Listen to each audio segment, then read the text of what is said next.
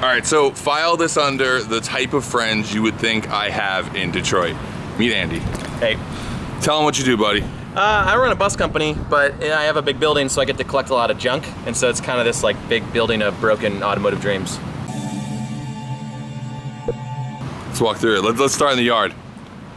Let's see.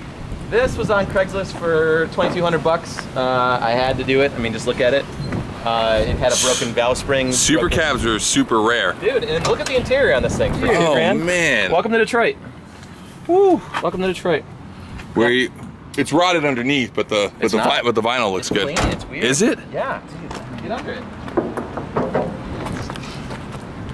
I don't know where it came from, but it wasn't from here. Man, that's a nice truck. Straight too. Yeah. Except for this, but I think that's just a bolt. If it was a crew cab, I'd be trying to make you an offer right now. Are you just selling I've been looking for no, but I sold my F350, like a '97. I want a dent side. Yeah. My favorite looking truck. That was from when I was 16 years old. It's a stick 302. Bought that in what, Santa Cruz? Dude, this is so good. Drove it back. Yeah. Forget that. Oh, nice. I didn't see that. This thing is single seat, 2 seats, one with a harness. Yeah, we were wearing earplugs the whole way. We drove it here from California. It was really raw. That switch on the dash is the overdrive, which comes on in about like 50 to 100 miles. Tractor technology. Got the Hachiroku. Hell yeah. That came out of Portland. Just all these things that need work. Do you know what that's like? Oh no. You know how that feels? So these don't all run? Wait. This runs. This bus is so cool. It's a stick. It's a 8.2 liter Cummins in the middle, like mid-engine. It's an air door, but it's a 4-speed with no synchro, so you got a rev match. Whoa. Yeah. It's good. This thing runs. Man. So this is a good place to. So background on this. So Andy and I are both ex-automotive journalists. He was a jalopnik. Yeah. We're kind of like modern day internet friends because we really only met like recently. But we've been talking to each other for years because we both have the same interest in crap. And junk. Yeah. I love junk. But this dude's done some really cool stuff in Detroit. So why don't you just quickly explain? You think it's too echoing here? Not really. Pretty boomy. Well, you know, public transit in Detroit really sucks. Kids can't get where they're going. Like, youth transit is a big issue. So I started this bus company. We do charters and tours. We do tours of the city. We do bar tours. And then we use some of the money from that to give kids free rides to school and after-school programs. That's why we have all these buses. So how'd you get it? Because didn't you buy the bunch of buses on auction? Yeah, and I still have my first one. So there were 3 school buses for sale from a public school. And they were asking almost nothing. And I was like, buses are pretty sweet.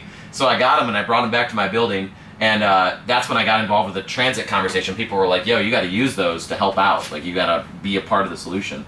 And so we just ran a route. We just put one of the school buses on a route. You paid $5 to ride all day. Wow. And it worked. We had 200 people our first week. I mean, it was wild because people are just trying to find solutions to get around. Car insurance sucks here.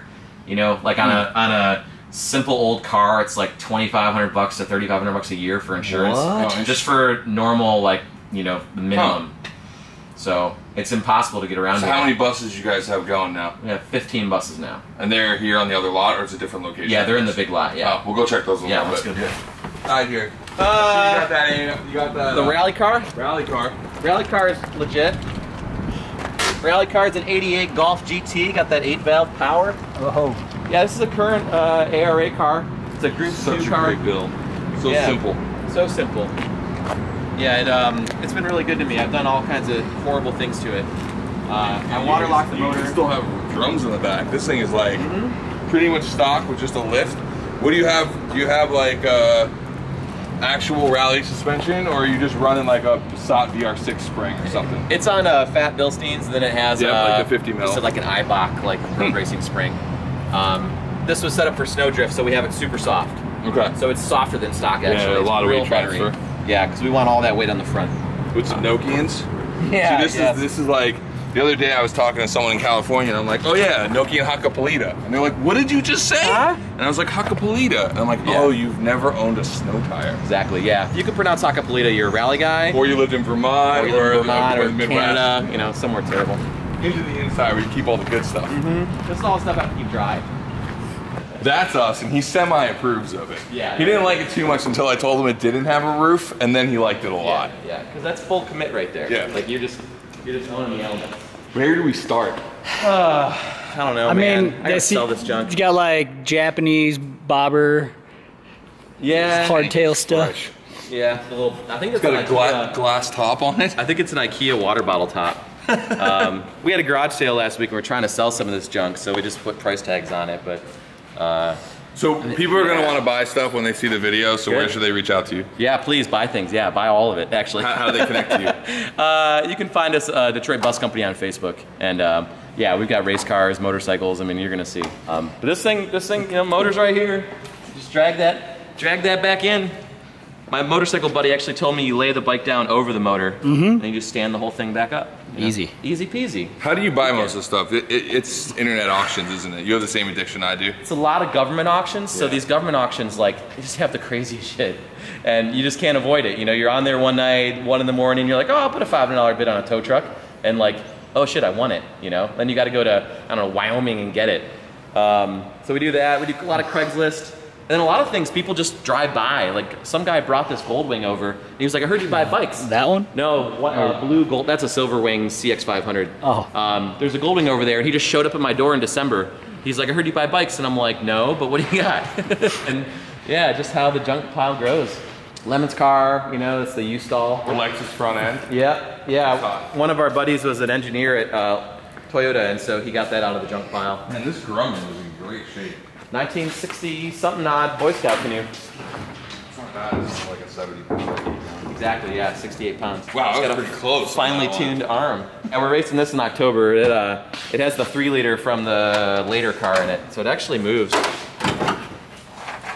Got the AccuSump. Don't tell So the you have like judges. 3 spare motors back there too. I know, yeah. We haven't popped one yet. We did it the right way.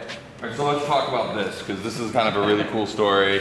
And I want to say I hope I played a part in this, because when you were trying to do all this, I reached out to, because we obviously have a connection with Razor because of the crazy cars, and I'm like, I sent them the link, and I was like, you need to like help them out. And they have helped you out a little bit, right? Oh, they helped us out huge. So the scooter story, you know, you've seen these bird and lime scooters, like they're everywhere. But the problem is you need a credit card, you need a driver's license, you need to be over 18. And it's kind of cruel dropping these off in kids' neighborhoods and not expecting them to play with it, you know? Until like a year and a half ago, scooters were just a toy, and now they're like a mobility product. So I put up a link online and just said, hey, we're gonna buy some kids in this neighborhood some scooters. If you wanna help out, it's cool. We raised $6,800 in like a week. And then we reached out to Razor and we said, hey, do you wanna like increase what we're buying? Do you wanna double it? And they said, cool. And so they sent us all of these. These are like an $85 scooter. They doubled what we purchased in the number of scooters, but these are worth like 30 grand. I got like 30 grand worth of scooters behind me. So we actually just launched a project yesterday where kids can send us a video, you know, just telling us what they're gonna do with the scooter, you know, how it's gonna change their life getting around their neighborhood. And we're gonna drop them off at their house, we're gonna deliver them.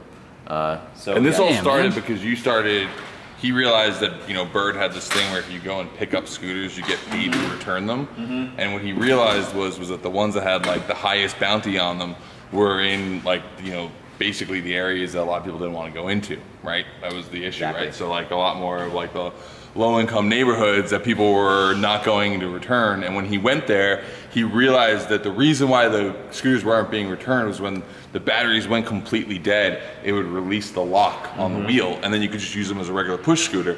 So he gets there and it's just a bunch of kids using the Razor scooters, I mean the Bird scooters, as push scooters. So he's just replaced them all with regular scooters. He's actually a good dude. He's not a scumbag like us. That is extremely heartwarming.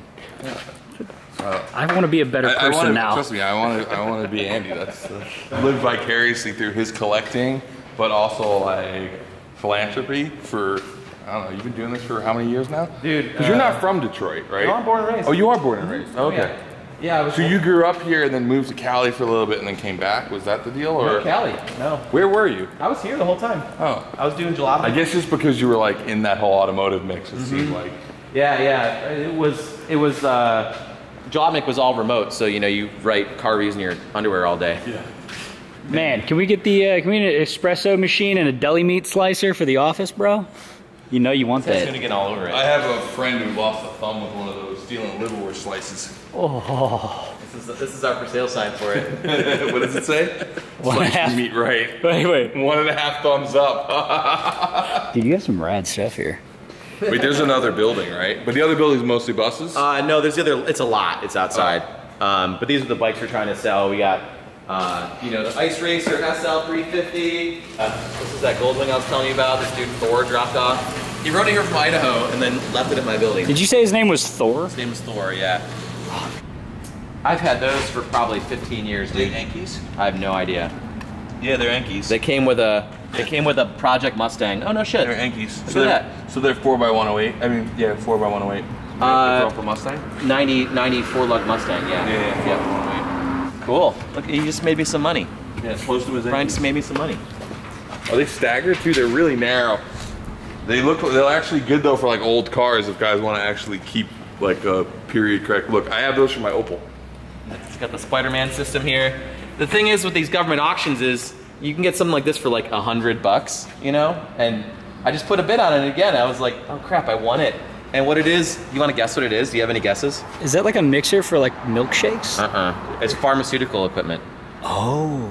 So what it is, do you want to know or you want to guess? Yeah, I mean, it looks like it's some kind of centrifuge, but like slow speed. What it is, it's a high-speed tool polisher. So you put the tablet press pieces in there, and it drags them through this powder that makes them like mirror finish. And it's got this like big motor, and they retail for like 70 grand. They're going used for like 18 grand. I think I got this for like $110. Yo, 110 just for this stuff? Yeah, the Bosch rail. Just the rail alone is worth it. Yeah, like one of these strips is like $50. Yeah, the 80/20. Yeah, it came with all the hardware and stuff. It's just, when you have a warehouse, you just can't resist. I need a warehouse. You need a warehouse. I had a warehouse. It was called Hoonigan. Then we hired all these people and I had to get rid of half my stuff. Turn it into a legit Thanks, dude. enterprise. Thanks. I'm glad we're. Yeah. You were there before. You were there before. We Oh, I got get the that pass? house. You get a pass. Okay.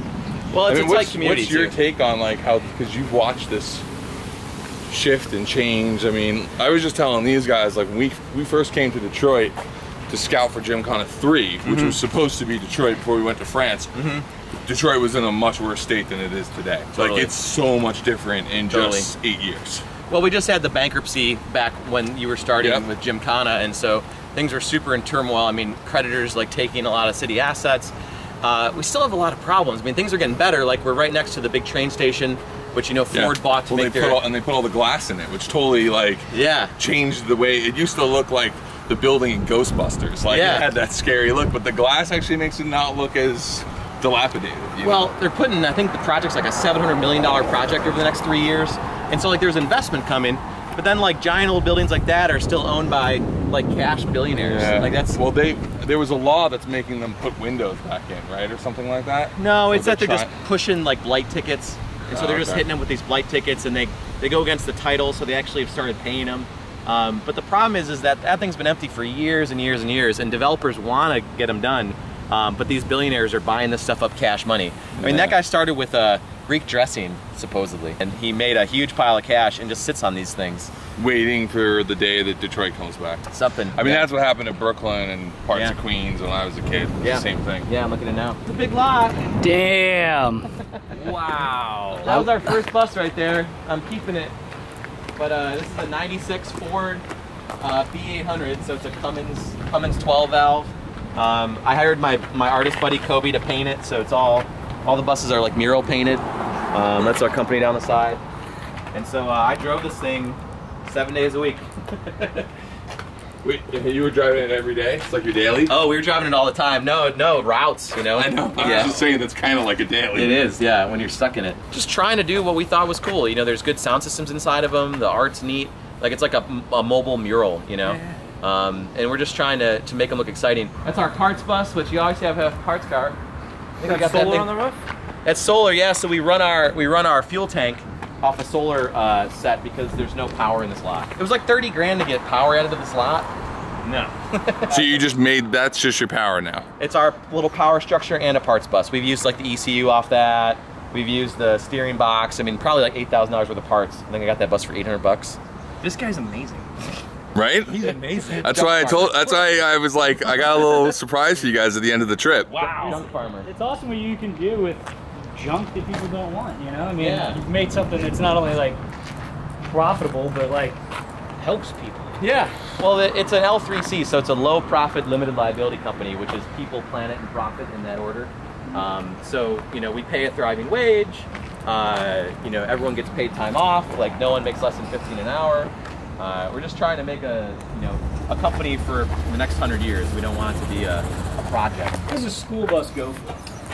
Really Like depends on running- condition. Running condition. In Michigan, you can get a running and driving school bus for like $1,400, $1,500 because nobody wants them because they're too rusty. Yeah. Because you got to get inspections, and so from down south, probably like $5 to $6 grand. There's a lot of things that make them suck. So they're 18,000-pound vehicles because they're solid steel. They're slower in dirt because they've got these small like pickup truck diesels. And they're like impossible to customize too. You've seen schoolies, you see them like get chopped up and turned into motorhomes and whatever. Actually, one of the buses we just sold is becoming a motorhome for someone next week. But there's so many better vehicles to do it in, We do have one that you can pull a car into, and that's kind of good. Here? Yeah. Oh, we got to see that. You gotta see that? Let's check that. So a quick little factoid, Zach. So school buses don't have seatbelts, and one of the reasons that they don't have seatbelts is because the amount of actual like fatal accidents in school buses is so small that they've decided that it's not worth putting seatbelts in. You know that whole? You probably know more of the history. There's on a that. few reasons for that. One is that if you trust kids with seatbelts, they're going to wrap them around their heads and stuff, and when you do come into an accident, something bad is going to happen. They function on what's called compartmentalization. So the seat in front of you is actually padded with like a crash foam, and so that if you were to hit something, you're supposed to hit the seat in front of you, and it's safe. So our buses get inspected to make sure that foam is like a certain thickness. It's like fire retardant, so your face can smack into it and you're fine. It's a weird thing, but yeah, super low accident rate. Dude, this thing is so cool. I assume you don't have the key on you right now, do you? No, I got the key for the ice racer. We can get into it. So some turkey farmer cut the whole back open. He cut the whole rear off. He actually beaver-tailed the bottom, and then these doors swing open so you can pull a car inside, because he wanted to bring his family to the dirt track, but not have to rent a hotel room. And so he would drive this thing with a dirt track car sticking out of the back. So this is like a redneck toy hauler. Absolutely. Yeah, dude. It's got the 2 front seats, so you can roll with your woman. It's actually kind of cool in here. Yeah. It's got like the flip-up bunk beds. Like he actually put some work into it. Man, Hoonigan needs one of these. Go on tour. That's the Isuzu Bolt twin stick, turbo like 1.6 or 1.8. But it's an ice racer, so it has a welded front diff and a steering doubler, so it's impossible to drive. Because if it has any traction, it won't drive. Exactly. So driving around the shop, it's like skirt, skirt, skirt, skirt. It's got a tow bar on it. The guy who used to own it would just drag it to the race, win, and then drag it home. It actually won so hard they disbanded the ice racing league that it was a part of. This car just won every race. So this thing right here is legend. You got legend parked right here. Legend, yeah. If I have Carcane, I don't even know what this dude has. What's worse? I don't know. Like the freebase version of that. What is the fentanyl version of collecting shit? All right, man. Hey. Thank you very much for the walkthrough and for storing our car for us. Appreciate it. Anytime. We're doing a Detroit Public Schools kids race car team. So we're gonna have kids from Detroit Public Schools build and race a Lemons car. Lemons said that they would let us run the car for free because they want to incentivize kids to be a part of this. I think teach kids how to weld, how to wrench. Like they're gonna have a better, more productive career path. So if any of our awesome followers at home wanted to help out the notes and like donate a little money for you guys, how would they do that? Ride for Ride. So we'll give you a link. It's 501c3. It's link right here. Deductible. So it's the real deal charity stuff. Awesome. Well, thanks for the tour, bud. Yeah, of course. Thank you. Can't get hurt on 50 cc's. Yeah, you're impervious. Yep. That's what they said. Cut to Zach getting hurt on 50 cc's.